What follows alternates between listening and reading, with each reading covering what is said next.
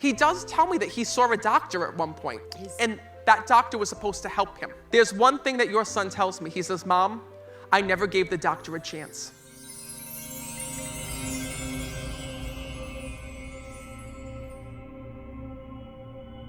And first of all, I'm sorry that you have to talk to your son through me like this.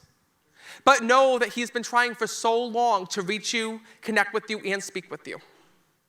But wait a minute, how old was it when he departed? 30. Okay. Because even though he was 30 years old, right, when I'm connecting with your son, it's funny, your loved ones will choose the age in which they are in heaven, and he's coming through younger to me when I'm connecting with him. Like, he shows me that he was very much a young soul here in the physical world when I'm speaking to him. It's almost like he didn't grow up when he was here. Do you understand that?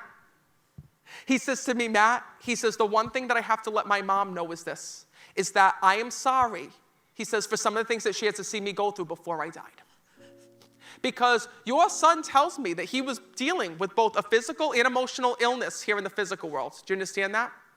And he tells me about having, he keeps talking about the depression. How do you connect with the battles of depression? Yes. Okay, that made its way also into his body as well.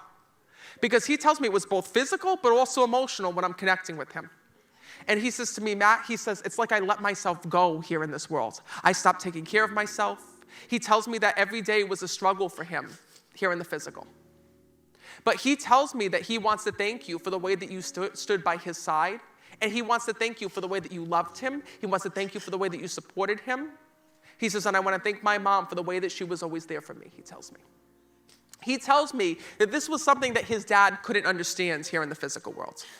And that always broke your heart because you felt like you were right there for your son, but his dad didn't know how to help him or how to be there for him. Do you understand that? I do. Please know that your son is telling me, Mom, don't feel guilty about that. He says, at the end of the day, you did everything that you could for me. You gave me all of you, and he wants to thank you so much for that. I see you worried about him again and again and again and again and again. He's also telling me he was doing things that he shouldn't have been doing here in the physical world. And it started off when I'm connected with your son, he's smoking the silly smoke on the other side when I'm connecting with him. How do you connect with him fish bowling here in this world?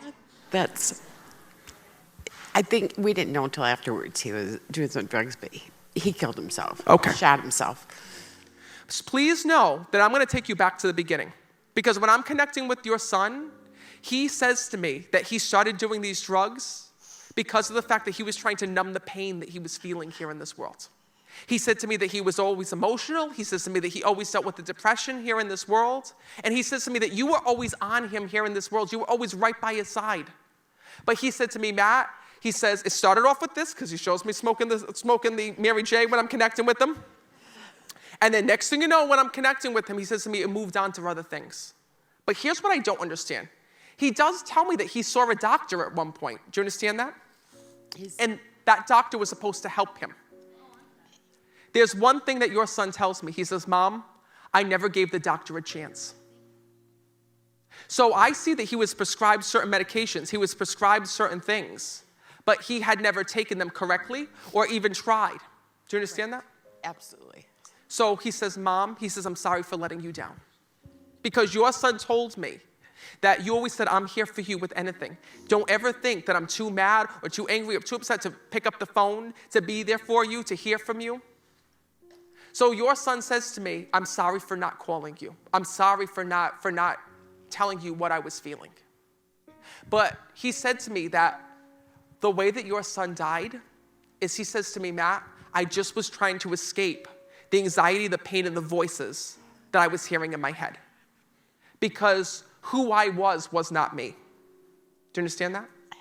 Yeah, absolutely. Like, I don't know what the hell he was on, but I'm going to tell you that when I'm connecting with him, souls will make me feel what they went through here in this world. And he keeps telling me that he would have these weird episodes of paranoia here in this world, where he'd be paranoid, where he'd be like barricading himself in the room, where he was afraid to call different people. He was afraid to answer his phone. He thought the police was after him. He thought all these crazy things.